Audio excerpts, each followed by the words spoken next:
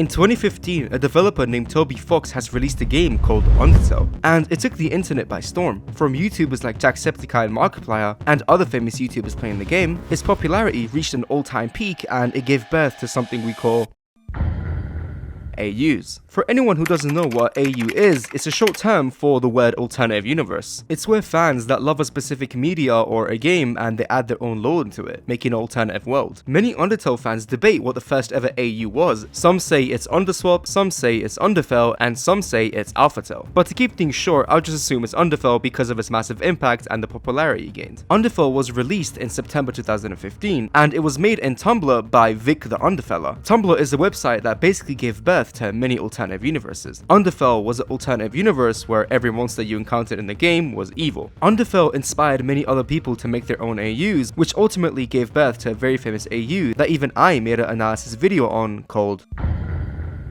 Horrortale. Horrortale was released in early 2016, a year after Undertale. Now, there are many AUs before Horrortale, but the reason why I'm focusing on Horrortale is because of the tragic downfall and the controversy the creator Sour Apple is going through. Sour Apple's first work on Horrortale was posted on DeviantArt back in January 17, 2016, and this was the post. This comic panel showed a design of Sans and Papyrus, and we get a first look at Eliza. Sour Apple's caption says, "I wish Underfell had less goth and more horror. Which would you choose?" And that post was the beginning of a wonderful series. Horrortale blew up after the game teaser dropped and it reached its peak. The series then died down until a video about Horrortale dropped, excuse my non-humble ass, and then it gained decent traction again, introducing people who have heard of Horrortale but haven't fully got into it a chance to enjoy it. Until Sour Apple has posted on their Patreon a drawing that left the community speechless. The picture was a drawing of an aged up Eliza, the main character of Horrortale, and she was sitting on Sans' lap. Now, I can't fully show you the picture because... hold on, I don't need to explain you why I can't show you the picture, you fucking gooner. Anyways, after Sour Apple drew the main character of Horrortale, which, bear in mind, in her own canonical comic, the character is stated to be 12 years of age, people were shocked and wanted an explanation, as why did she draw a minor in such an explicit manner? The comments on her tweets were mainly negative and some death threats were even sent to her. Now, the fans of the comic thought she was a pro shipper since she drew this and posted it without any context. A pro shipper is a person who actively believes and consumes media of two characters being shipped together. But people are wondering, why did she draw this? And some say that the bills were high, some say that she was commissioned to draw this, and some say that she was genuinely a pro shipper and she genuinely enjoyed it. The mystery left the fans confused until a user named Locke spoke up on Twitter. "Please don't send any hate to Sour Apple. I was the one who commissioned the piece. Sour was initially against it, but I kept asking over and over again for months. I'm really sorry to everyone I've made uncomfortable and destroying this community with my decision. It's my fault." This tweet confirmed the suspicion of fans that Sour Apple drew this commission, which ultimately lead people to think that she was a sellout. Locke then tweeted again, "I kept asking even though it made her uncomfortable. This does not reflect anything of what Sour Apple's characters at all. She just wanted to make a fan happy. It's all because of my stupid decision that this has happened. I'm really sorry for ruining this community. I'm sorry to Sour Apple and everyone in the Horrortale community." Sour Apple was still receiving a lot of backlash and hate, and people were demanding Sour Apple to respond to the controversy and make a statement. And when she did, it got worse. You'd expect an apology, but no, she just doubled down. Drew one more pic of a grown-up Eliza enjoying her young adult life, tanning her gorgeous 18 and above self on a fantasy beach after uncanonically surviving Horrortale many years ago for my Patreons. This response to the backlash made the fans even more mad at her, because this confirmed the fans' fear, which is that Sour Apple had no problems with drawing Eliza in such explicit manners. One thing that doesn't make sense is that the person who commissioned the art said explicitly that Sour Apple was against it and that it made it uncomfortable, but now Sour Apple is acting like this art is okay and she's doubling down pretending that nothing really serious is happening. If she truly is fine with it and sees no problem, why was she very hesitant and uncomfortable in the beginning? Some people are defending Sour Apple, saying that this is an aged up OC and she can do whatever it wants with the character, because again, this is her character. But other people point out that the character barely seems aged up, and in my opinion, that's a very good point. A good aged up character, for example, is Naruto and Boruto, or for example, Gojo from JJK. These both are aged up characters, and it's very easy to see the distinction between the child state and the adult state. Sour Apple's art, with all due respect, at the first glance was very difficult to make a distinction between the child state and the aged up state. With all due respect, the only thing she did was keep the face the same and just give her some curvy hips.